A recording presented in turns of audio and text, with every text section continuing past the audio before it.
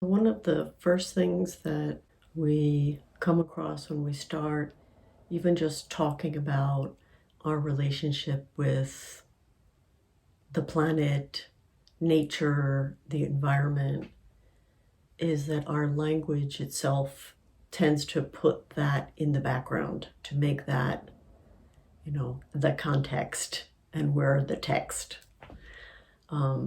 Even the term more than human world, which is trying to find another way to talk about it, it's still human and more than human.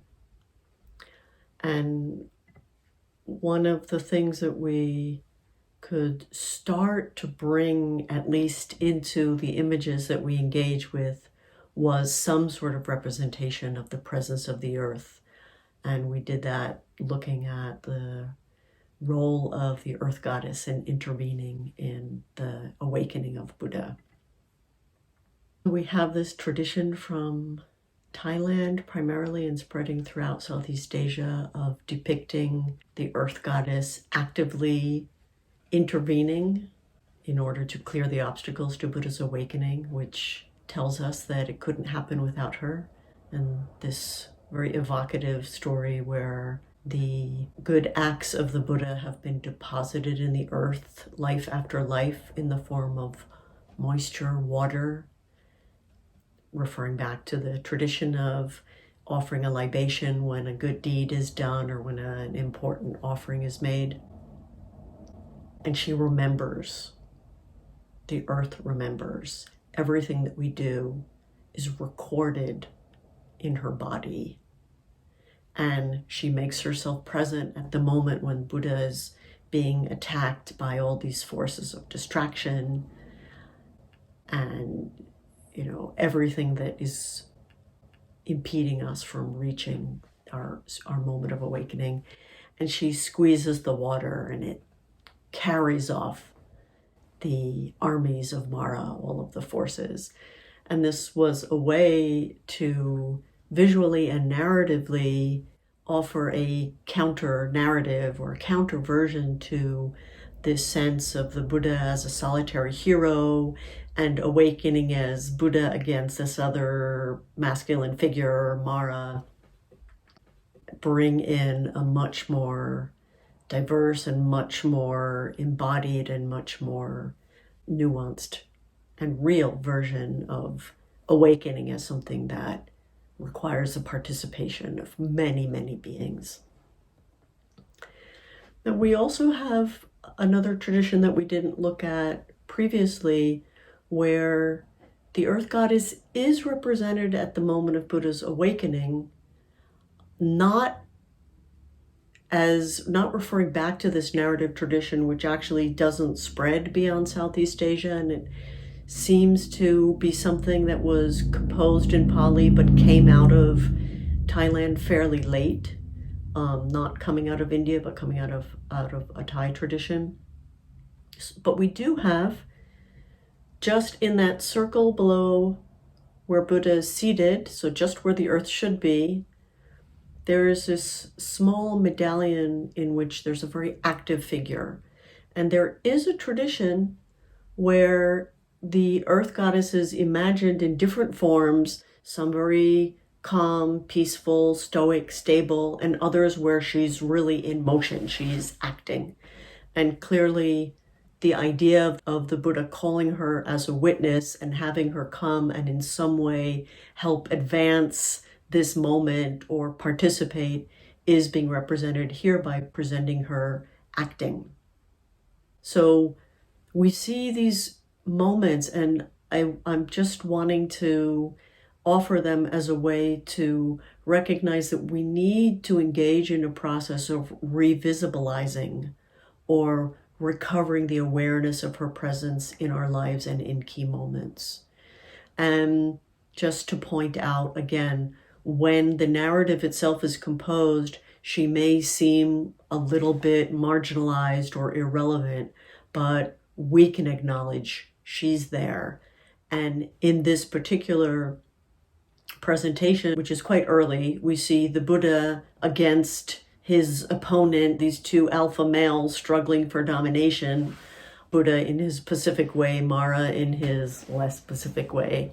And so we do start to see this marginalization or this shoving to the edges, both the tree and the figure, but they are still really there. They're present, and we can acknowledge that and honor that and value that. Because later we do tend to find in many, many places, later and also early, but in other places, we have this other narrative. And this image from Buryatia, which was for some time part of the Soviet Union, so basically Central Asia, there's really no earth goddess. It's an army and the Buddha. And we see the figures here as we would expect, but we do see the tree there. It's not really any much bigger than the Buddha, but it's there. So part of the task that we can see ourselves as engaging in is noticing the presence and including in our attention our more than human kin. And when we look at the phylogenetic tree, we see that the trees are also our kin. The plants are our kin, just as amphibians and turtles and dolphins are our kin. And so I want to retake the biography of the Buddha and look at all the ways that the tradition has deposited in stories the presence of the more than human world as participants in Buddha's journey and in key elements whose presence is registered and noted and recorded and documented in key moments of his life as a way to start for ourselves to think about our own life as being something that is not just a series of human interactions. If we think about what we're doing in Buddhist practice, what Buddhist ideas and concepts have to offer in terms of this moment of climate crisis, we have identified, I think, interdependence as a concept that is extremely promising, has a lot of resonance for recognizing our relatedness, for overcoming that dualistic self and other, and having the other fall into the background and ourself become yet again the center of all the scenarios, which is an integral part of the extractivist and hyper-individualist society that we are reproducing. So interdependence is key, but our ways of acting are still very much rooted in the extractivist and hyper-individual, the consumer, the entire paradigm that we were exploring last time.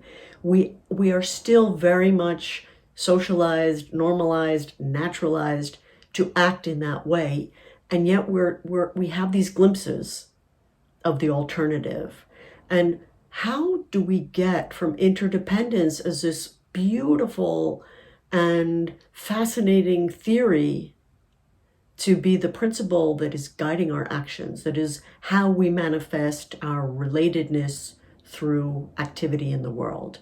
And from the intellectual concept, the abstract theory that we can engage with, on this level of thought, we need to pass through a process of actually feeling it, of experiencing it in our body, in our heart, and in our relationships. And when we experience ourselves as interconnected or interdependent, the world is interdependent, then when we see suffering, or when we see someone that we love, we act. And the feeling interconnected is partly about awakening a sense of love. What we are profoundly connected to, we love. That's a beautiful part of a beautiful capacity that we have. We can relate to it in other ways, but love does involve this experience of deep connectedness. And when we're looking towards the kind of action that the climate crisis is going to need, it's going to need to be sustained for a long period of time. It's going to need to be collective. And if we think of an orientation from which collective action helps us flourish and is effective, and we think of a motivation that we could really sustain over the long time, the sense of connectedness, the sense of empathy, love, compassion are good options for us to start considering. And how to get to that point where we are sustaining this action because someone or many beings that we truly love are suffering and are in need of our involvement, we start to have environmental action that's based on love. That's an expression of love. And a little bit further down the line, I want to take up some of what's been learned in all of the work that's been done on climate psychology, because it's very helpful to be able to understand how frequently our response to this issue is actually a fear response. We are afraid. We might lose something. We might have to give up things that we value. We feel threatened. We are threatened. Fear is an appropriate response to that. And yet our strategies for responding to fear can lead us to very productive inactions or reactiveness, right?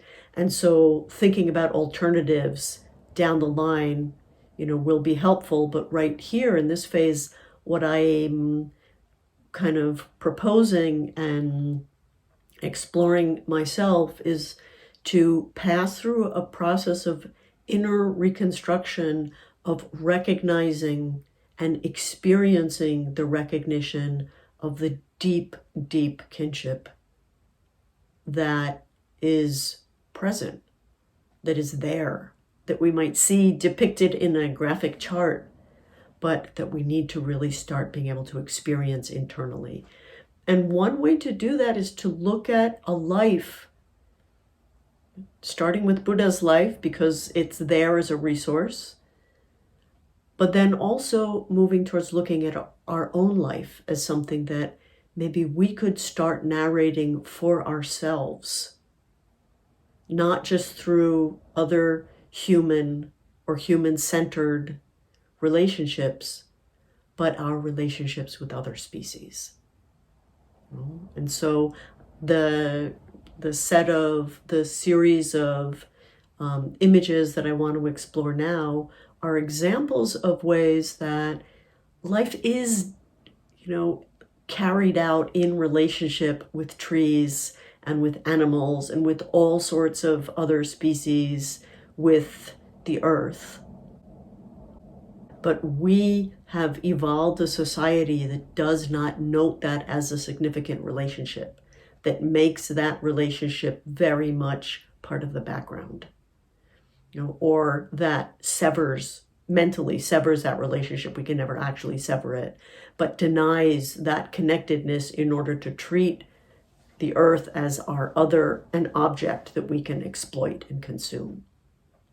And so how do we ourselves come out from that? So that's one of the questions that I want to just start to get some inspiration from, thinking of how Buddha's life is narrated through trees. So his birth story is told that his mother reaches a garden. She's traveling back to be with her mother. It's her first child, her first birth. She wants to be with her mother. And she stops at this park or forest or garden. And that's when she goes into labor underneath a tree. And the tradition has some divergence in different narrative streams what kind of tree it was. Sometimes it's said to be an Ashoka tree and sometimes a Sala tree. And she reaches her arm up and she sustains herself by gripping the tree. And in the narrative, the Buddha emerges from underneath her armpit or in between her ribs or from her side, as we see here. And so if we ask ourselves, what do we need to know about the tree? Why is it important? What's this connection with the tree? Why is that narrated? And we can start by saying that if we look at the two narrative traditions, one, the Ashoka tree has got the branches low, it's suitable for being gripped. Sala tree tends to have a very long, high trunk. It grows very tall, and the branches are way too high to be useful for gripping during childbirth. And if we look more closely at their leaves,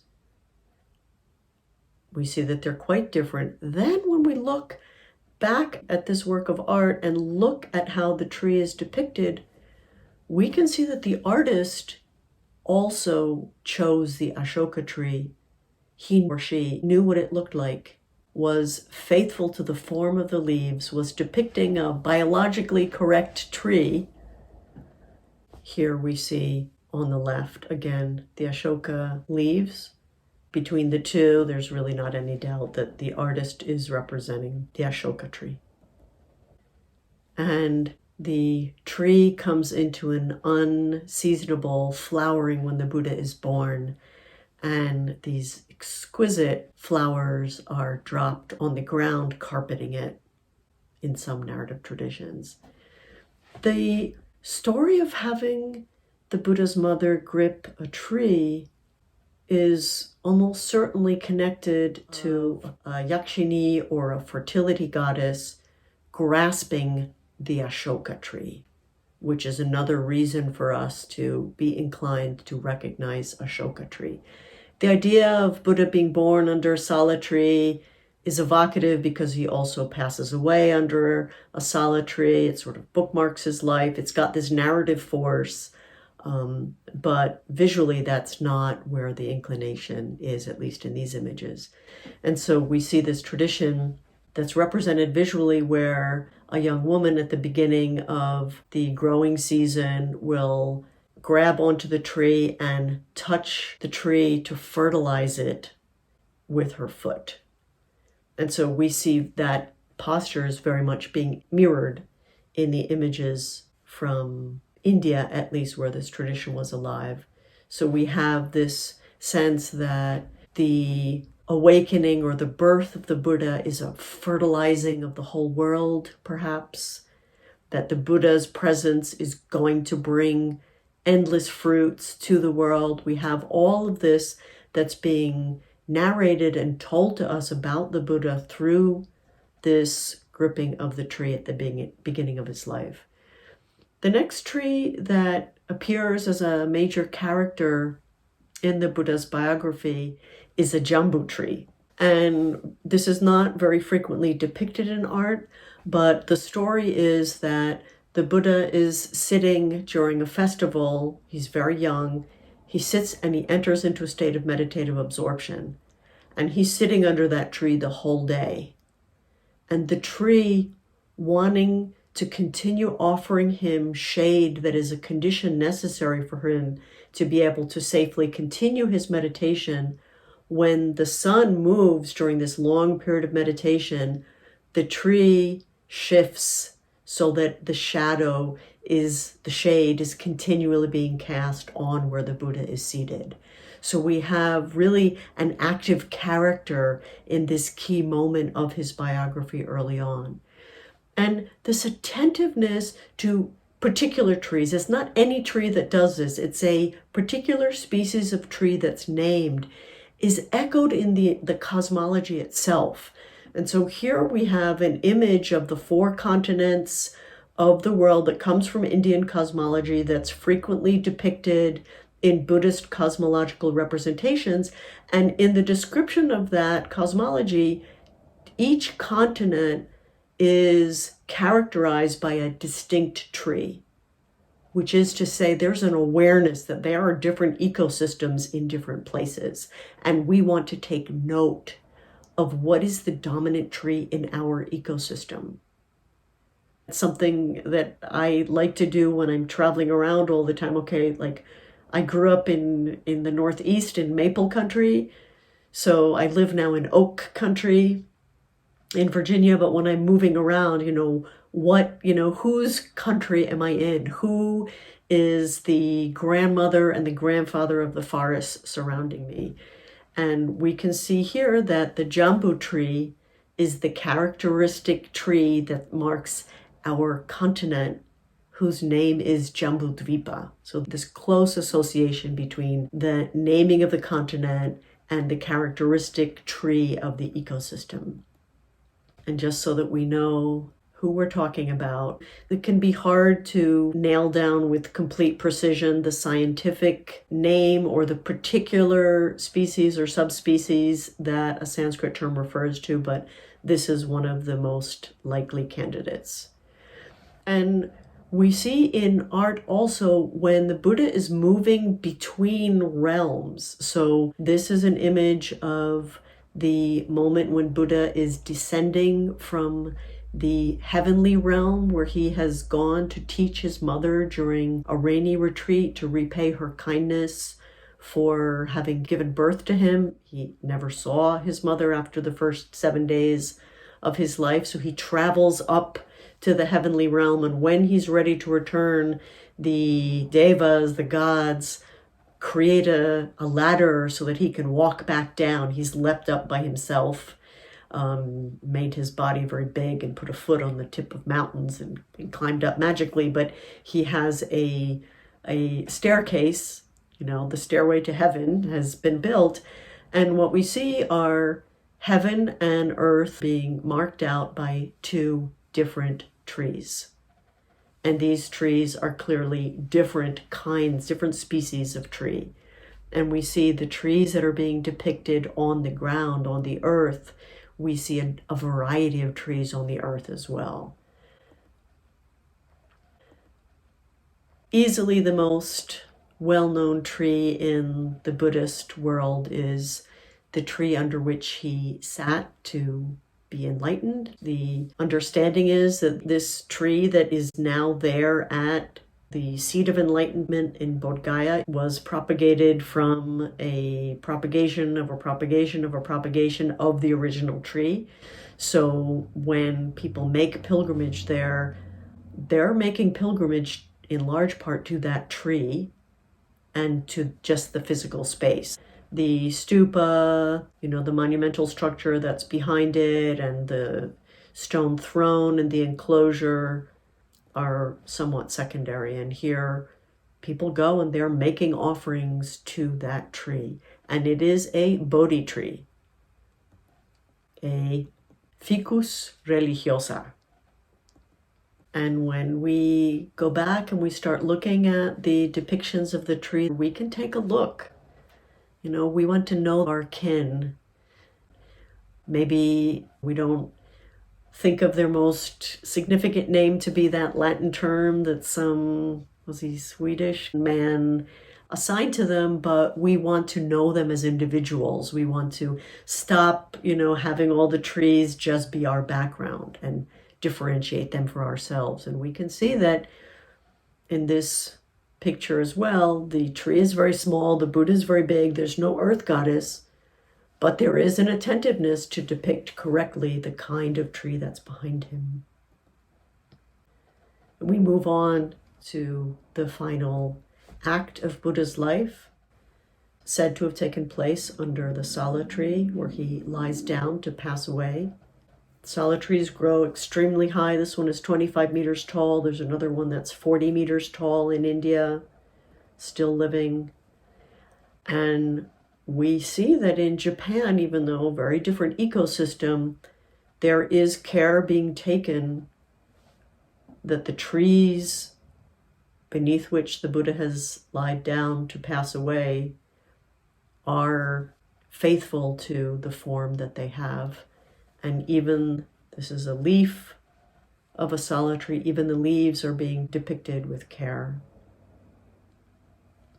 And just as the trees blossomed and they released their blossoms, maybe as a final offering, maybe as a spontaneous expression of joy and honoring what has just been concluded, the solid tree comes into an unseasonable blossoming and releases its blossoms and showers those on the ground that the Buddha has awakened in.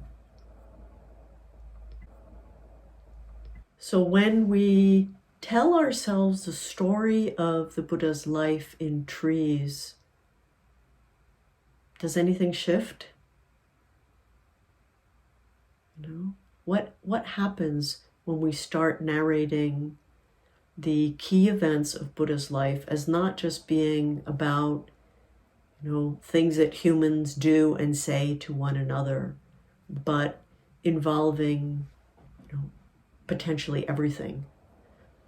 And, that the Buddhist art and narratives are resources for us to start to be attentive to us, but where it really counts for us as practitioners is when we start to work on or open ourselves to, maybe we don't want to think about it as work, open ourselves to a sense of kinship with the more than human world, which means kinship with specific kin.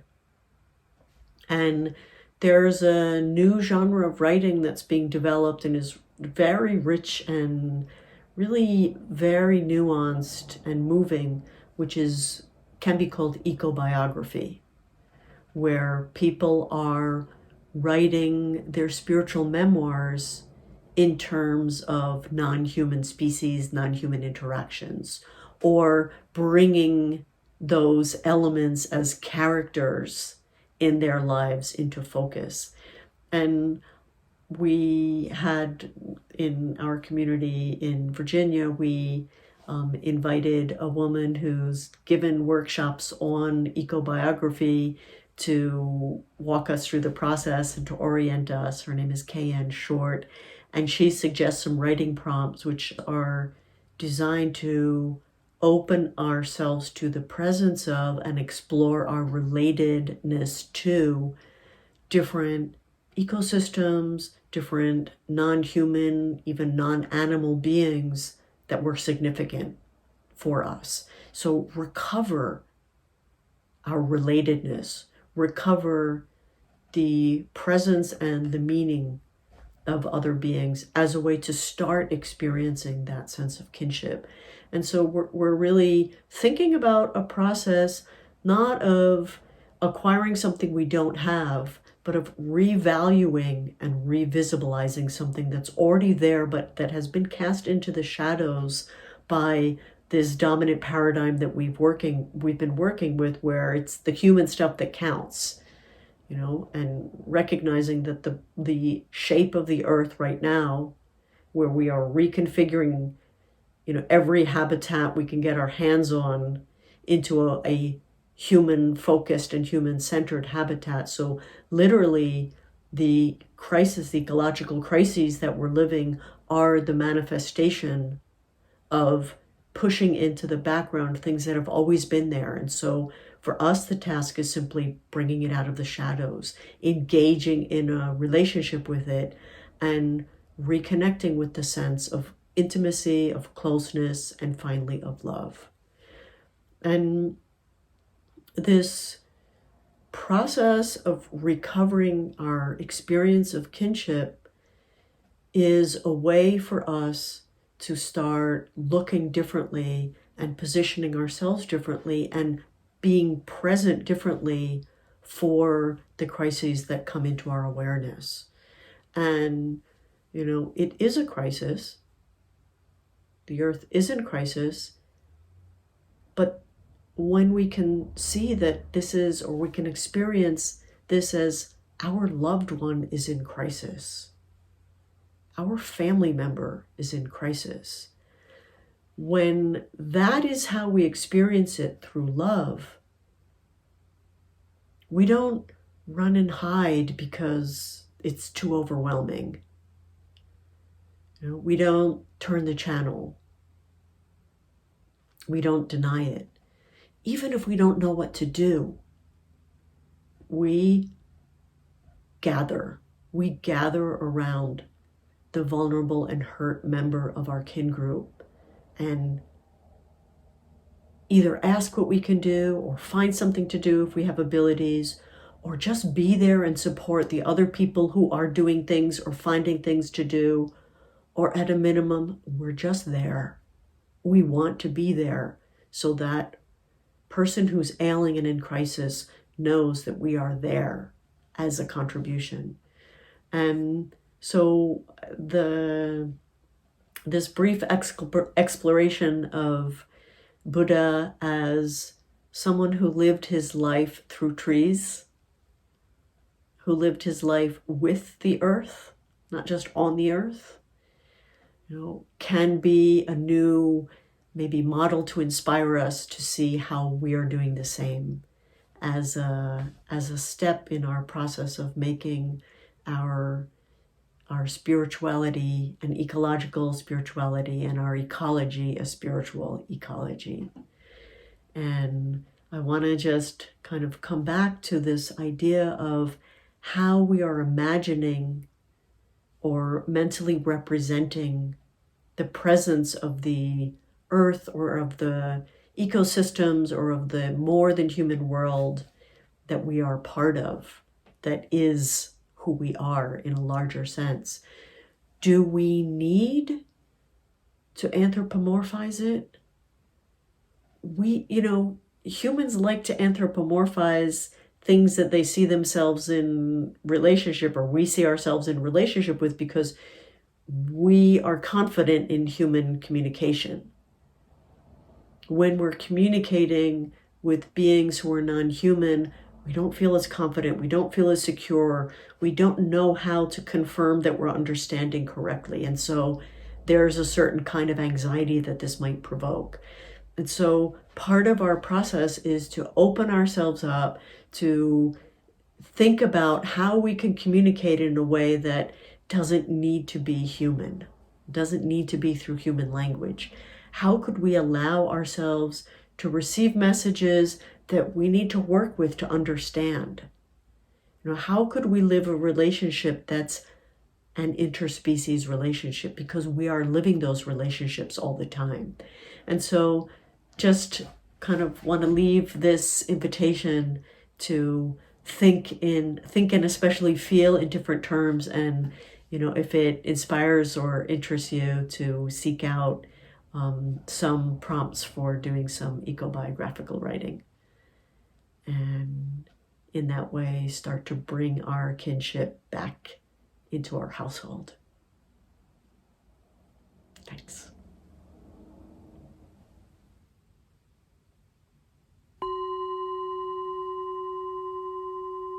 Rather than turn our attention to our body, we can simply recognize that our body is calling us all the time.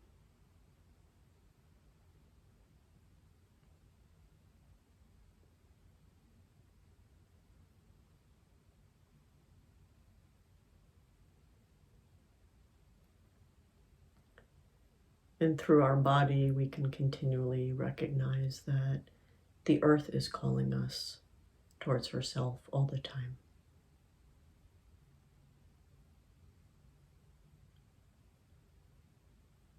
So anytime that we experience any sensation of the body, the call of the earth is part of that experience. The pull of gravity keeping us close is part of every instant of our experience of embodiment.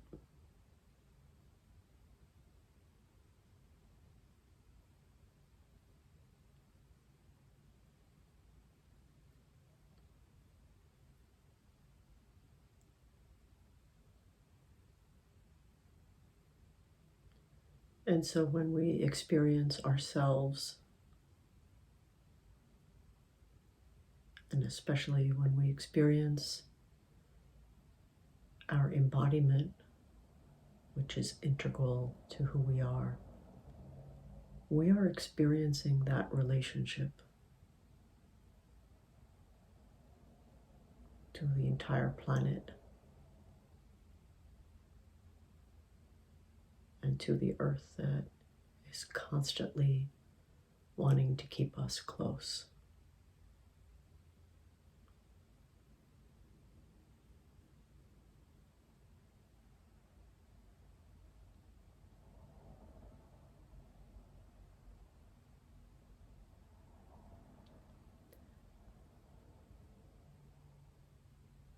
So this is to say that we exist in relationship with the earth,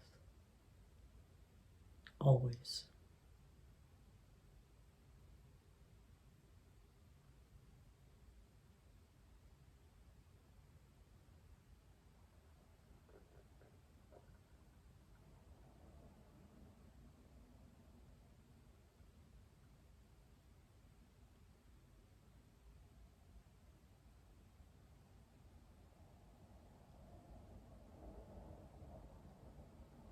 And we've spoken of an earth goddess,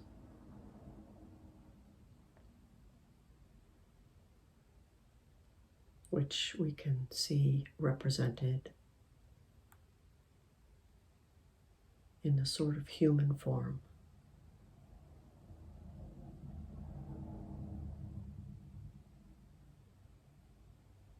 But when we think of this presence that has been accompanying us all the time, can we do so without anthropomorphic representations?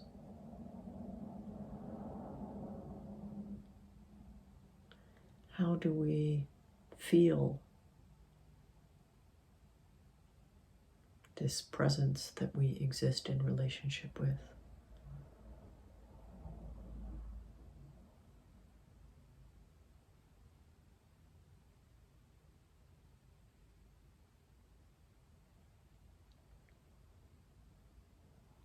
And we can explore some different options. Try them on. See if that helps awaken or sharpen our sense of being in the presence or being connected to the earth.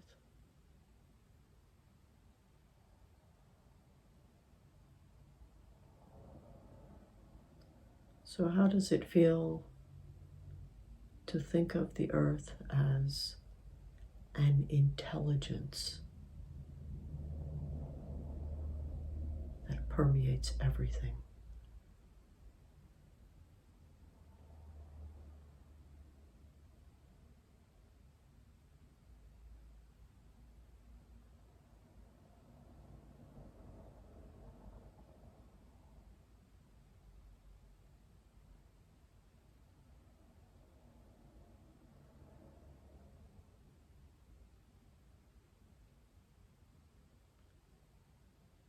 How does it feel to think of the earth as spirit that is also matter?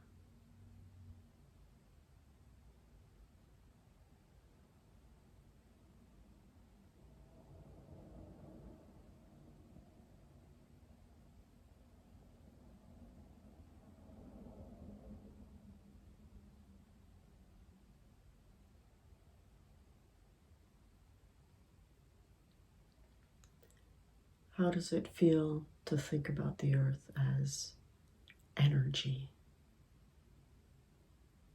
The energy maybe of life.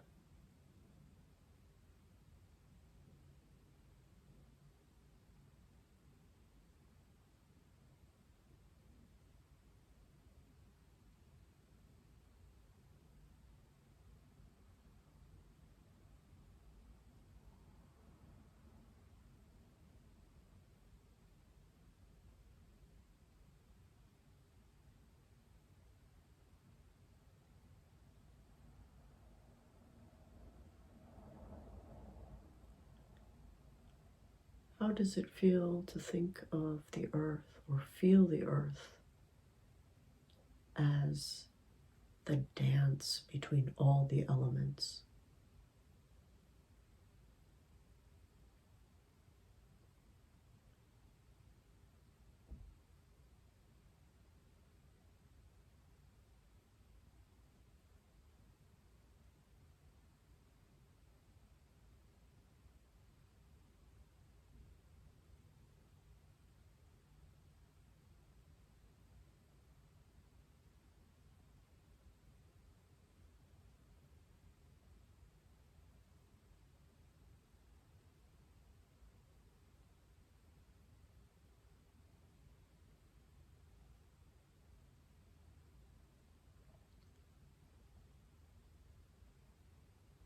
How does it feel to experience the earth as the powerful presence of the elements themselves?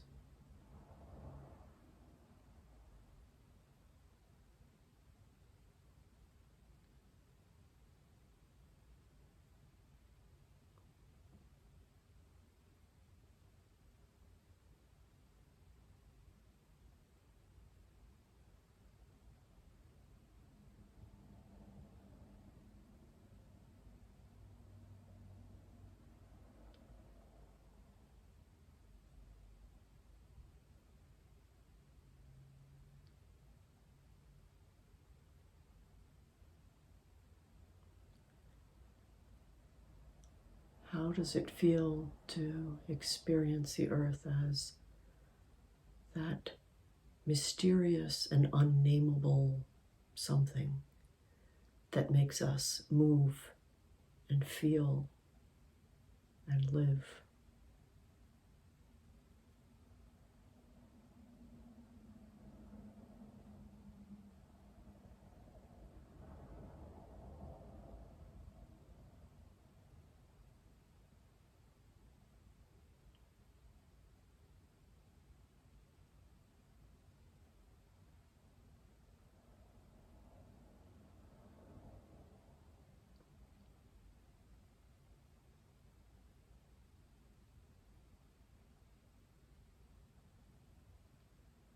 How might it feel to experience the earth as awareness?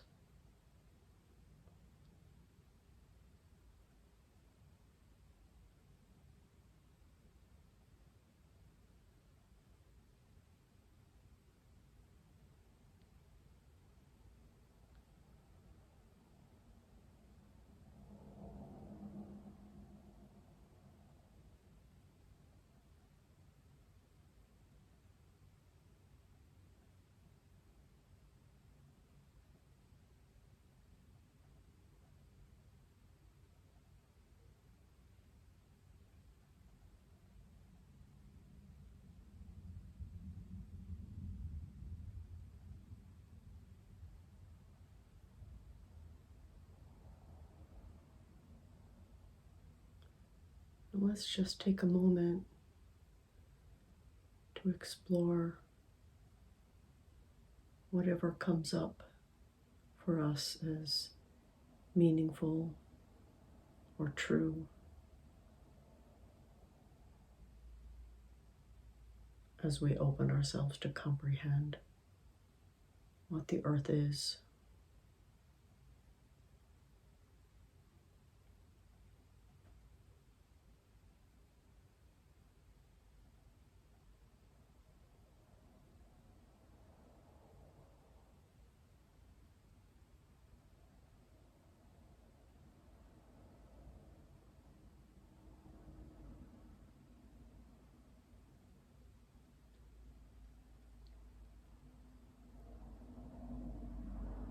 How do we experience this presence?